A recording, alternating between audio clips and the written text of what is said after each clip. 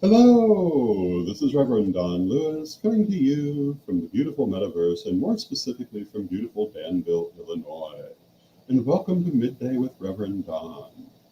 And as you know, if you follow Midday with Reverend Don, if you type your questions or comments on whatever platform you happen to be watching on, they will show up in my chat room and we can talk directly.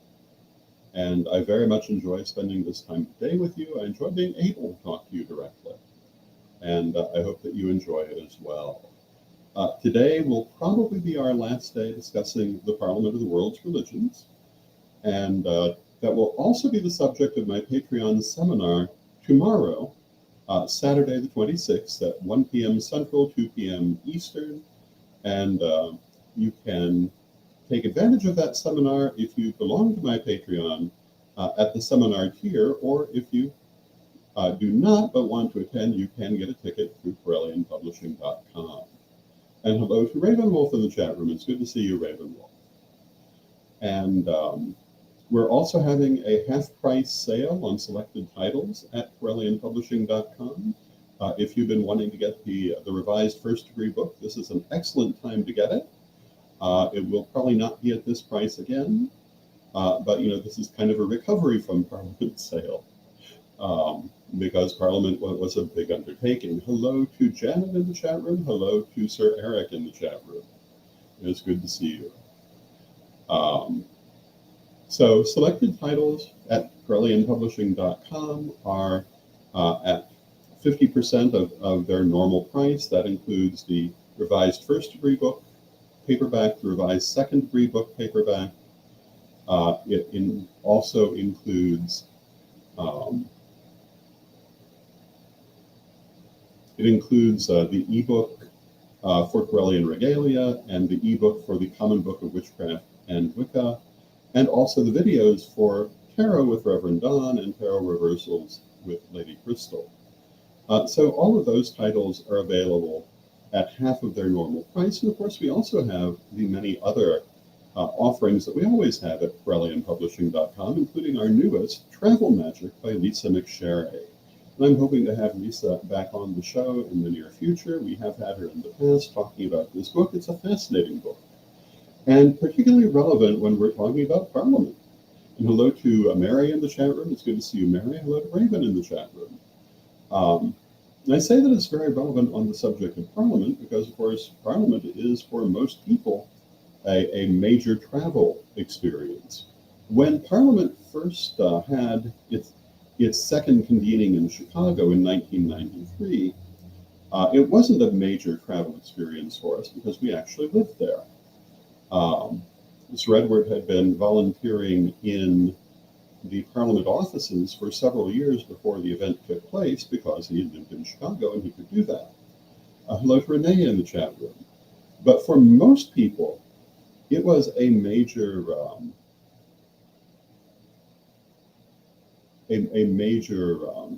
travel undertaking. And hello to Earl in the chat room. It's good to see you, Earl.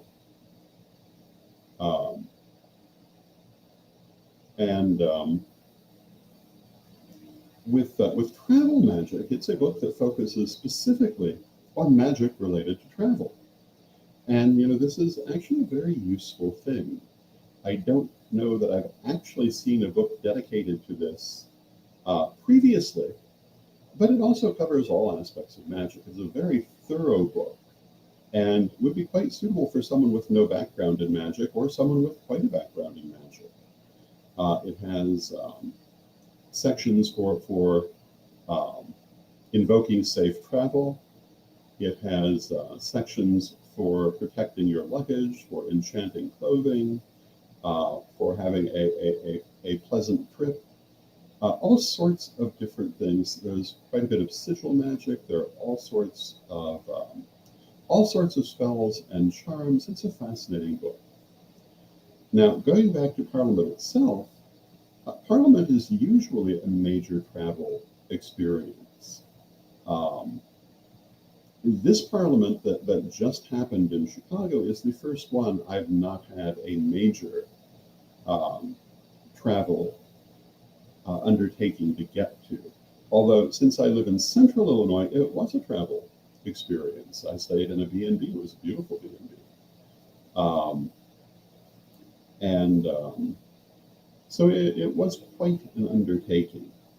And I'm still trying to recover from that, and physically and otherwise. But it was a wonderful experience. And in the chat room, Sir Eric says, Evoe Hermes, or Hail Hermes, who is, of course, the patron god of travel, or one of the patron gods of travel, depending on your background. All kinds of things can happen when you travel. I've been very fortunate. I've rarely had problems. I can't say never, but rarely. But I will say that going to Parliament in Australia, for example, was a very long overseas flight. It was, how would you put it? A bit of a marathon. On the overseas flights, if you've never been on one, are a little easier to deal with than domestic flights because the planes are bigger. You can get up and walk around, but because they know it's a 20-hour flight, perhaps 15, 20 hours, depending what it is. You can't stay in the seat that whole time, or you shouldn't. So people can get up, they can walk around. There's sometimes a lounge. It's generally a nice but a very taxing experience. So by the time you get there, you're very tired. In many cases, although I do have a tendency to sleep on airplanes. But each of the different parliaments, because they're each held in different areas, have their own regional character that adds to the entire programming of the Parliament in its own way, at least for someone who enjoys travel and seeing different places. Now, Raymond Wolf says the Australians can be incredibly picky with immigration. Yeah, they're very precise about what can be brought into or out of the country because of the damage done by invasive species. I do remember at that Parliament, Dr. Wende Abimbola, who was the leading representative of the Ifa religion, was very upset because he had brought his altar with him, as he normally does, and they would not allow it in the country. They confiscated it, which is absolutely catastrophic from an Ifa point of view. And the Parliament had to intervene with the government to get his altar released for him. Now, they did, and they did, but it was quite an event. And there were all sorts of restrictions on what could or could not be brought in. Wood, as I recall, was something that you had to be very careful about bringing into the country, which is probably what happened with Dr. Abimbola's altar, because I would imagine that the figures were made of wood. I can't say that I know. Meeting people like Dr. Abimbola and Robert Hunyanhuno of the Vedanta religion from Nigeria. These were highlights of that particular Parliament for me. Hello to Lynn in the chat room. Meeting the wide range of different people that you meet at Parliament, learning about the different customs, that's really one of the highlights, I think, for most people who go, because if you've gone to Parliament at all, you've gone because you want to learn and share. You haven't gone just to sit at your table and twiddle your thumbs. You want to experience that wider world. You want to experience different ideas and different customs, and you definitely can do that. One of the things that commonly happens at Parliament, I will admit I did not see it at this one, but there were parts of this one I never got to because it was so large. But the Buddhist monks from Tibet commonly do a sand painting at Parliament. And they will spend the entire Parliament creating this very intricate painting and then sweep it away at the end, which is, of course, the point of the sand painting. It illustrates the fact that life is temporary and that we don't build with the idea of permanence, but with the idea of what needs to be done in the moment, what gives us pleasure in the moment, what what fulfills us in the moment, because we don't know what tomorrow brings.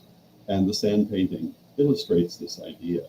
In the second convening of the Parliament in 1993, I think it was the second convening, they were doing this sand painting, and after they were not there for the day, a child came by and basically destroyed the painting. And there was a lot of uproar about this.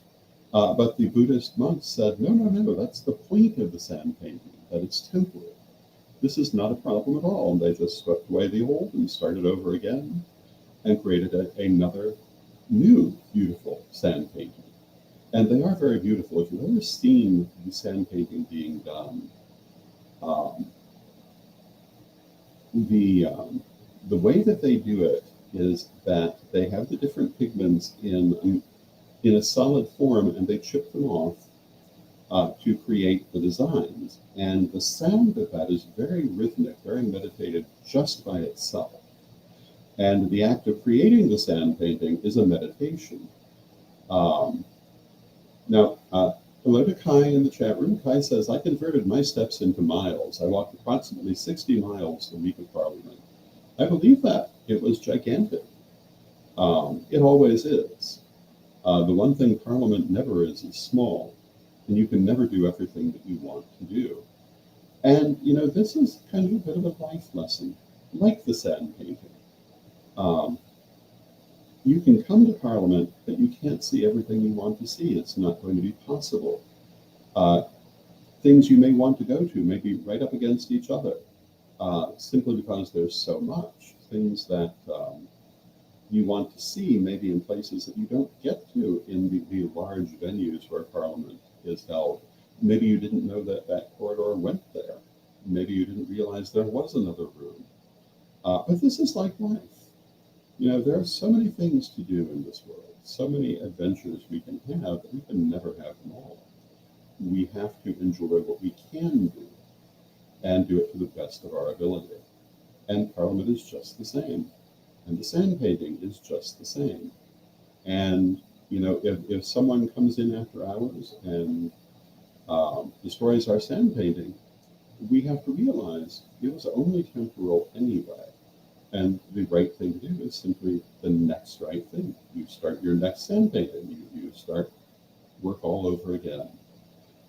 Because in the end, it's not the destination, it's the journey that matters to the soul. And of course, that is one of those cliched sayings, but very, very true, I think. And with Parliament,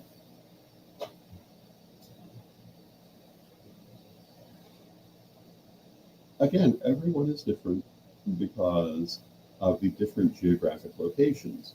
Different people are going to be able to come to different parliaments because not everyone can afford to go anywhere in the world if they choose to hold it. For many people, the only parliament they'll be able to go to is the one that's nearest to them. So some of the people we saw in Australia would never be able to come to a parliament held in the United States, for example, and vice versa.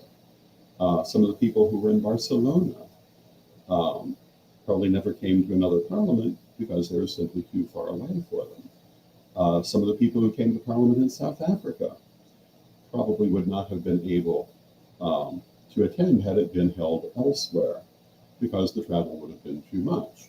Therefore, if you can travel to these different parliaments, you're going to meet different people every time. It's going to be a different experience every time. Because the more local people are going to be more heavily represented. I've talked about the great pleasure that I derived from being able to attend the Ainu workshops in Australia. And hello to Kazan in the chat room. It's good to see you, Kazan. And I don't know that I'll ever see this at another parliament, because Australia was close enough to Japan that the Ainu were able to mount a sizable delegation. I'm sure that individual Ainu may be able to attend any given parliament, but probably cannot come in that number to anything that's farther away. The same was true for the Aboriginal people. I'm sure there were Aboriginal people at the recent parliament in Chicago, but not in the same numbers and not able to do the same sorts of presentations for that reason. Going to Australia was special because we got to interact with these groups. Going to the Parliament in South Africa, which Edward went to in, I believe it was 98, 99? Yeah, 98. I'm sure there were many groups there that you would not get to interact with uh, at the Australian Parliament, at the Barcelona Parliament, at the Chicago Parliament, at the Utah Parliament. There were people who could attend because it was there in their area, and that gave it its own special character. And in addition to that, when you go out of the Parliament, if you're in a place you're not accustomed to, you get to experience at least potentially the local culture. Now, granted, Parliament's always downtown in a major city. How much local culture you're going to get is a bit of a question. But even then, it's going to be different. It will have its own character. Every city in the world has its own character. I've talked about how much I enjoy Cape Town, and that it reminds me a bit of Chicago, but it certainly is its own character. And it has a lovely character. Melbourne had its own character. We got to go to a number of different places while we were there and experience some of that local culture, which was very nice. In Utah, I hate to say it, but one of the things that really struck me was that everything was so clean. Everything was so beautifully maintained in Salt Lake City, and the architecture was quite spectacular. It was a great pleasure to see that. And I would like to think that does typify the local culture there in Utah. Kazan says, I'm curious when we will find out the next location for the Parliament of the World's Religions. One is hearing rumors already. There are rumors that it will be held in Spain. There are other places that have been mentioned, but they won't announce it for a while yet. Sometimes it takes a couple of years before they announce it. It depends in part on when they're going to hold it. In recent years, it's been every couple of years, every 2 to 3 years. It had been every 5 years. Parliament has to some extent turned over generationally in its organization now, and what the people currently in charge will choose to do, I don't know. But I will certainly let you know as soon as I find out. I would expect we're looking at probably 2026. I could be wrong. And I wouldn't be surprised if they went back to Spain, but I also know that Spain presented a lot of difficulties the last time Parliament was held there. For monetary reasons, that it was more than they were able to do, but that was a different time and a different organizing group of people. They might be able to arrange it better this time than they did that time. But as an event, I understand it was lovely. And it certainly would be interesting to go to Parliament in Spain at this point. But I think that it would be lovely to get to experience that culture, to actually get to see Spain. And one of the things I really regret is that in occasions like this, when you're traveling basically for work, you don't get to see very much. I would love to be able to do some traveling in a place like Spain. But I realize if I go there for Parliament, that won't happen. I will see the city that Parliament is in, and I may see some of that city, but I won't likely see much else. Because Parliament is just a full-time occupation for the week that it's going on. When I went to Cape Town last, I went for illustration, and I did get to see quite a bit of Cape Town. We went on a tour. We went to Table Mountain, which was incredibly beautiful. We went to the very top of Table Mountain, which allows you to look out over the whole of Cape Town and the bay and the ocean. It was wonderful. But at a Parliament, I probably would not have been able to do something like that. I also, during that visit, was able to go into the countryside, as I had a visit with Damon Leff, the noted civil rights activist, and that was delightful. And In several ways, it was unexpected. I was not expecting, given all that's happened in South Africa, I was surprised by how tranquil the countryside around Cape Town seemed to be. Um, it was just very beautiful. We went to, among other things, a fairy preserve. And if you've ever seen my distinctive white hat that I tend to wear, I got it at that fairy preserve in South Africa. You say, what is a fairy preserve? Well, it's basically a children's amusement park that also had a number of shops and stores in it, and a number of interesting art installations. But these are some of the kinds of things that you see um, when you travel to these different places. Um, like I say, in Utah, one of the things we did is we got on their public transit system and went all the way out to the edge of the city and then all the way back in. And while that was not certainly an immersive experience, it did allow us to see a lot more of Salt Lake City than we would otherwise have seen. I remember being intrigued by the landscape, which is very different from most places I have lived. Um, but it was just a beautiful experience. It was a beautiful city, beautiful people. Toronto was a beautiful city. One of the things I found fascinating about Toronto is that there are hallways in some of the big buildings downtown that people use to cut through in the winter when the snow can be quite formidable. And these are basically treated as public thoroughfares, which I thought was a very practical thing to do. Toronto was quite a lovely experience. One of the things about Toronto that made it distinct from other parliaments that I have personally been to was the very large Indigenous presence. Um, there were so many, there was a full Indigenous track, which is not uncommon at Parliament, but it had a much higher profile, I thought, in Toronto than um, than really anywhere else I have been. Certainly not the only place that there have been Indigenous people, in this case Native American people, um, but it was presented, I think, very well in Toronto. And the closing ceremony was handled by the Indigenous people, who had a beautiful final ceremony um, that many people took part in. And basically, one offered herbs to the fire. There were prayers, and it closed with a hug going all the way around the circle. And that was quite remarkable. They actually called me forth to be the first person to receive that hug and then pass it on. And it ended with Lady Angela. And it's because of that ceremony that she became our sacred grandmother.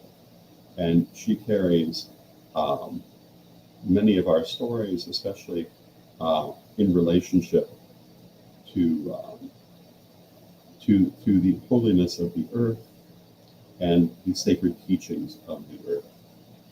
And so each of the parliaments has been different. How will the next one be different? I don't know, because they haven't announced where it will be.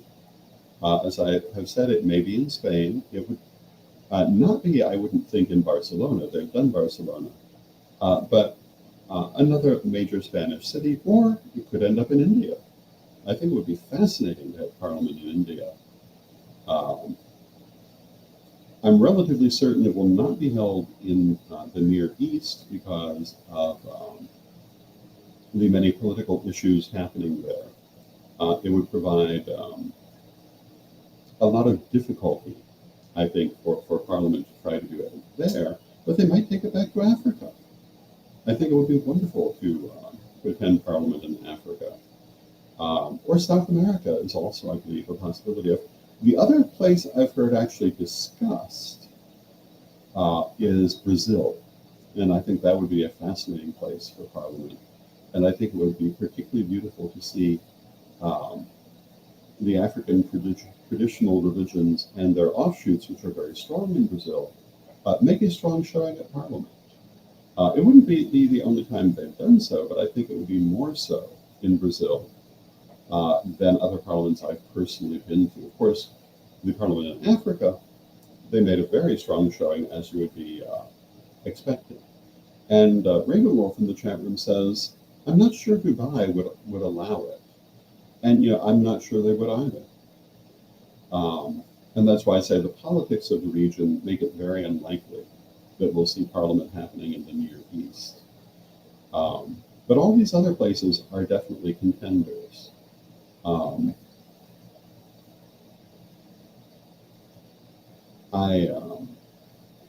The only European place I've seen mentioned is Spain, but there are certainly other places in Europe that would be interesting if they were to hold it there.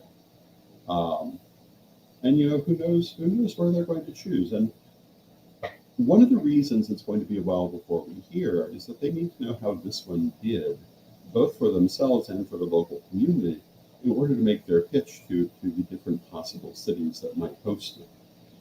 Because part of what makes a city want Parliament to come to it is all the business Parliament brings. All those thousands of people attending Parliament spend considerable money while they're present. They have to pay for their lodgings, they have to pay for their meals, and chances are they're paying for a certain amount of tourist value. So there is a lot going on with Parliament, besides just the event itself, for that local community. And therefore, local communities usually make a good deal to the organizing body of Parliament to bring it in the hope of getting those tourist dollars. And, we often forget when dealing with religion that there are also business issues involved. You can't do something like this if you can't afford to do something like this. And a big part of that for Parliament is what sort of deals they can get from the hosting community that make it easier to do. I mentioned they have run into trouble in Barcelona because they did not get as much of a deal as they might have, and it proved to exceed what they were able to cope with. It took them a while to recover from it. I don't believe they've had that problem ever since, but they had it then, as I understand. I was not in Barcelona. Sir Edward was in Barcelona, but he was sick most of the time. And so I don't really know a lot about that one for that reason. But these are some of the things about Parliament as an experience. Parliament is an important political occasion. It's something which, as a minority religion, it's important for us to be represented at. And there are all those considerations. There are also the spiritual considerations of connecting with people from other religions, learning about them, sharing our own beliefs with them, and having positive experiences. But finally, there's also a tourist angle, because wherever it is, it's not where you normally are for the most part. It's a major trip, and I think most people do want to take at least part of that time to see that local community that is hosting Parliament. I know most of the people who came, most of the Corellians who came to this Parliament took at least one afternoon to go and see Chicago. Some stayed an extra day after the end of Parliament and used that day to see Chicago. But there's so much to see in Chicago, so much to do. You can never possibly fit it all into a day, but you can see something. And so this basically concludes my discussion of Parliament. And I see we're coming up on the end of our half hour for today. I do want to remind you that if you would like to support me in my work, you can do so through my Patreon at revdonlewis.com. Or if you'd be interested in having a reading, you can set up a reading with me through my email, donlewishp@aol.com, or through instant message at Facebook or Instagram. And I hope that you're having a lovely day. I hope the rest of your day is good. I love you all, and I love spending this time with you. And let us close, as we always do, with our prayer. Divine Mother Goddess, Divine Father God, beloved ancestors, we ask you to help us to see those things that are most important in our lives and to focus our attention there. Help us to accept the prosperity of the universe and to let it flow through our lives, and help us to share our prosperity with others. Help us not to become closed off, but to remain open to you and to our fellow people, and help us to enjoy the adventure that is life. Beloved Mother Goddess, beloved Father God, beloved ancestors, we thank you with great love and respect, and knowing you are always with us, but from respect, we thank you for your presence, and may you be blessed now and always. And I thank you for your presence, and may you be blessed now and always.